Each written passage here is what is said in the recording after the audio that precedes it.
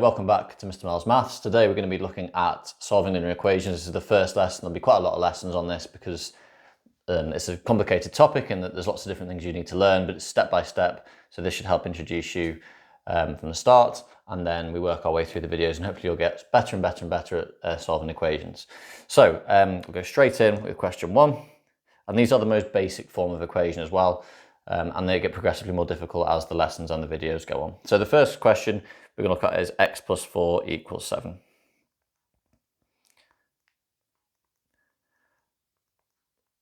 And a lot of the time people see these questions and think, oh, I can see the answer to x, I know what I need to add on to 4 to make 7. But we don't really want to think like this, because if it gets more complicated, we need an approach that's going to work for us every single time.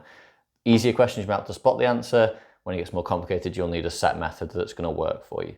So whenever you do these questions, I always like to think of this as a left-hand side and a right-hand side. They should be quite obvious, I hope. The left-hand side is on the left-hand side of the equals, and the right-hand side is on the right-hand side of the equals. Our equal sign should always line up, and we're going to work down the page for this. Always work down the page, and you'll see kind of why as we come on to this. So rather than trying to think, well, what's the answer to x? What value do I add to 4 to make 7? I wanted to think of this as more of like a little puzzle. Whatever you do to one side of an equation, you have to do the same to the other. Okay, that's a really important rule. You've got to balance it. Okay, some people talk about it as a set of scales. If you change one side by a certain amount, you've got to make sure you change the other side by a certain amount by the same as well. Because if they're equal, they're the same. If I change one side, they're no longer the same. But if I do the same thing to both sides, they should be back equal again. And that's how a lot of people kind of visualize this. And I would recommend that. And in order to do that, we look at where the x is. Where the x is dictates what we're going to do in this question. So x plus 4, we want to get the x by itself. That's what solve an equation means. It means find the value of x. So to get the x by itself, we need to get rid of the things around it. And we do that by getting rid of things like the plus 4. If I get rid of that plus 4, then I'll just be left with x, and then I've got my answer. Okay, that's the kind of process behind this. So in order to get rid of plus 4, we have to do the inverse of, in this case, addition. And whatever it is mathematically, we always do the inverse, and that'll reverse the effect, and we'll get rid of the things nearby the x, and then the x should drop out at the end. So to get rid of the plus 4, we're going to subtract 4. Okay, and where you write this, some people write it kind of here. I'm going to write it well out of the way at the sides. So I'm going to write minus 4. But if I minus 4 from this side, great, because I'll just be left with x.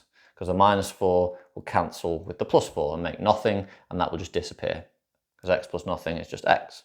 But if I do minus 4 to the left-hand side, to balance it, I've got a minus 4 from the right-hand side. And that'll give me x equals 3. And you might say this is an overcomplicated way of doing it, but this is the best way of doing it. And trust me, when it gets more difficult, you're going to want these set methods in place and this principle of doing the same thing to both sides and doing the inverse operation to both sides as well. So these are nice and simple, hopefully, to start us off. Next one is x minus 3 equals 9. Again, equal signs should line up. I'm working down the page. And here we have to think, how do we get the x by itself? Here's the x. I need to get rid of the things around x. So to get rid of minus 3. And to get rid of minus 3, I will this time add 3. The opposite of subtraction is addition. So if I add 3 to this left-hand side, I'll just be left with the x, because the minus 3 and the plus 3 will kind of cancel. But I've got, as long as that's fine, I can do that so long as I add 3 to the other side as well, to give me x equals 12. And 12 minus 3 is 9, so it does work. And it doesn't matter what is on this side. Okay, in this case it's 9, I can make that 9, 900, 9 million. The thing that's important is, how do I get the x by itself? So that dictates what you do, that leads you to get rid of the minus 3, I add 3. And I just add 3 to whatever is on the right-hand side as well. And it doesn't matter if they mix up the sides. Sometimes you'll see questions, they have things like 5 equals x minus 8. And this kind of throws people because, oh, the x is on the other side. It doesn't really matter. Remember, equals means these are the same. So it doesn't matter whether it's x minus 8 equals 5 or 5 equals x minus 8. These are the same question in essence. They've just mixed the order of the things up, which is fine because everything else, all the signs, all the terms are still the same. So again, how do we get the x by itself? Focus on where the x is. To get rid of minus 8, oops, can't literally get rid of it like that, sorry. To get rid of minus 8, I'm going to add 8 to this side. But if I add 8 to this side, I've got to balance it by adding 8 to the other side as well. So if I add 8 to the right-hand side, it'll cancel with a minus 8 and just leave me with x. If I add 8 to the other side, I'll get 5 plus 8, which is 13. And we never write 13 equals x. We don't want to know what 13 is. We already know what 13 is. It's 13. We want to know what x is, so we always put the x first at the end if it's not already there. Once you get good, you can probably skip straight to the x at the start, but just to start with, I want to keep this as the left-hand side and the right-hand side, so we get the idea of two sides of the equation. Okay, last one that's like this, so 23 equals x plus 11. And it's against the same idea here, same principles. Left-hand side, there's 23. Right-hand side is x plus 11. I want to get the x term by itself. How do I do that? Well, I need to get rid of the plus 11. In order to get rid of plus 11, I need to do the opposite. I need to take 11 away, which will give me 0, and then it will disappear. So if I take 11 from this side, that's fine. It will leave me with x. But to balance things out, I have to take 11 from the other side. So I take away 11 from 23, I get 12. And again, I will just write the x first. So x equals 12. So that's kind of one type when we've got one plus or a minus on kind of either side. Let's change it very slightly. So this is number 5. So in this question, we're going to look at slightly different form. So we're going to have 2x equals 8. Hopefully you can quite easily spot the difference here. We keep our equal signs lining up for each question.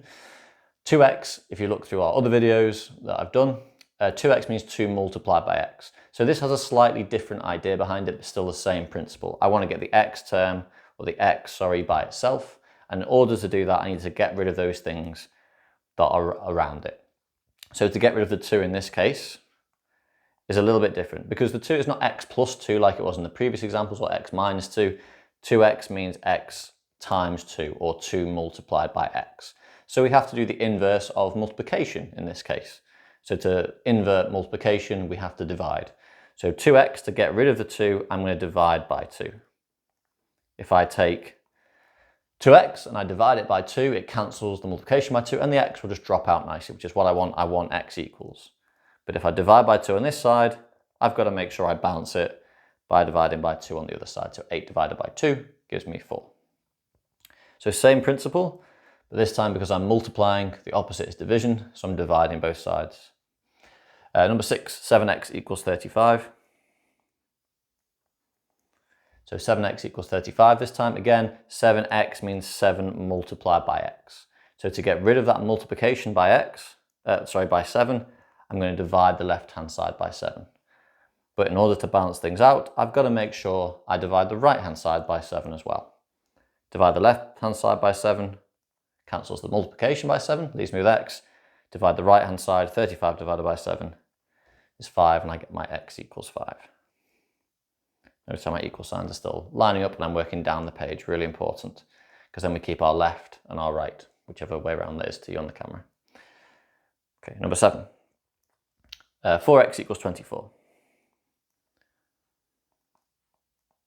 So again, same idea, 4x means 4 multiplied by x.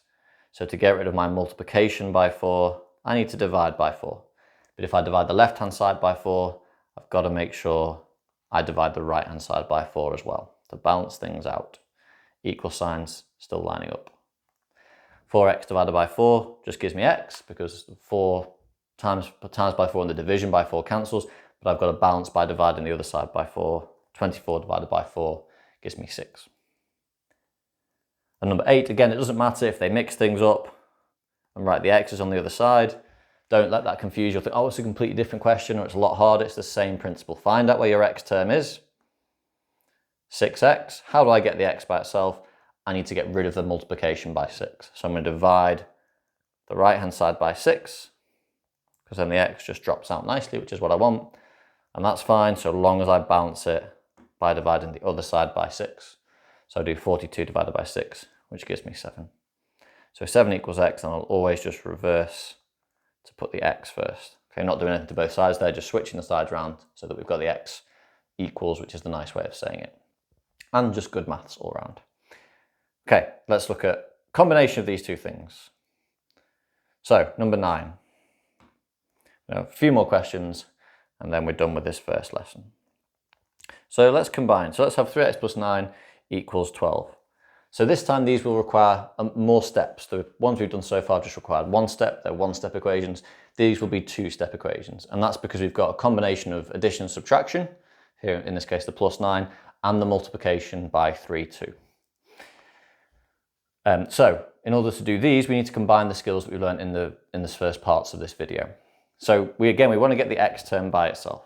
And that's the first thing that we need to do, is to get this by itself. Okay, some people don't think, oh, I'll divide by 3 because I've got 3 times x. Let's get this by itself first. Get rid of the things that are the most loosely attached to the x. And in this case, that's the plus 9. Okay, notice how I don't care what's on the right-hand side here. I'm interested on where the x is and what's on its side. I'm going to try and remove those things around it and balance it on the other side.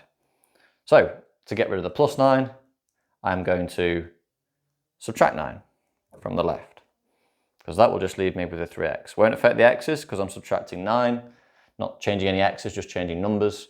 So subtract 9, and that's fine so long as I balance the other side by subtracting 9 as well. 12 minus 9 is 3.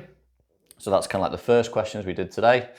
And then once I've got to this stage, I'm not quite done this time because I've not got x, I've got 3x. But as above, to get rid of the 3 multiplied by x, and divide by 3 because that'll cancel the multiplication. Do it to both sides. Divide by 3 gives me x on the left. 3 divided by 3 on the right gives me 1. Number 10. So 5x minus 7 equals 13. And notice my equal signs still line up. I've still got my left-hand side and my right-hand side. 5x minus 7 equals 13. Want to get the x term by itself, which is this, the 5x. So I need to get rid of this minus 7 first. So here, to get rid of subtraction of 7, we're going to add 7 to the left, which means we balance it by adding 7 to the right to keep these two things equal. Left-hand side, when I add 7, I'll just be left with 5x. Right-hand side, when I add 7, I'll get 13 plus 7, which is 20. And then to get rid of that multiplication by 5, I'm going to divide by 5 on both sides. Really important. Always think both sides and say both sides in your head. Write it on both sides so you're always doing it to both sides. Divide the left by 5, divide the right by 5. X equals 4. And this is a much better process than trying to guess what x might be, especially when it gets more difficult, because you just simply won't be able to do that. Last two. So let's have 34 equals 4x plus 6. So again, just swap the x onto the other side. Doesn't matter, follow the principles. How do I get the x by itself? Well, I need to get rid of the plus 6. I'll do that by subtracting 6 from both sides. So subtract 6 from the left, which gives us 28. Subtract 6 from the right, which just leaves us with the 4x. And then again, to get rid of 4x, or 4 times x, sorry, I just divide both sides by 4. Divide the left by 4. Divide the right by 4. And then again, get that x first. 7 equals x, is the same as x equals 7. And then the last one, number 12. This time we have 26 equals 7x minus 9. So get the x term by itself. We do that by getting rid of the minus 9 by adding 9 to both sides. Oops, nearly forgot to add it to the left. Add it to the left, 26 plus 9. Add it to the right, cancels with the minus 9. And then to get rid of that multiplication by 7, I'll have to divide by 7. And I've got to do that on both sides. So divide the right-hand side by 7, just gives us the x. Divide the left-hand side by 7, is 35 divided by 7, which is 5. And then write our x first, x equals 5. And that's your first lesson on solving linear equations. Hopefully that's helped. Stick to the principles. Make sure you follow this. It's really important you follow the steps. We're going to get a lot more complicated, and it'll be really important you've got the principles of both sides. Both sides are equal, they are the same. That means if I change something on one side, I've got to make sure I change exactly the same on the other side. If you watch all the simplification videos, you should be fine. Hope you like the video, hope it's helped. Hit the subscribe button please, or like button, and keep watching the videos. Thank you.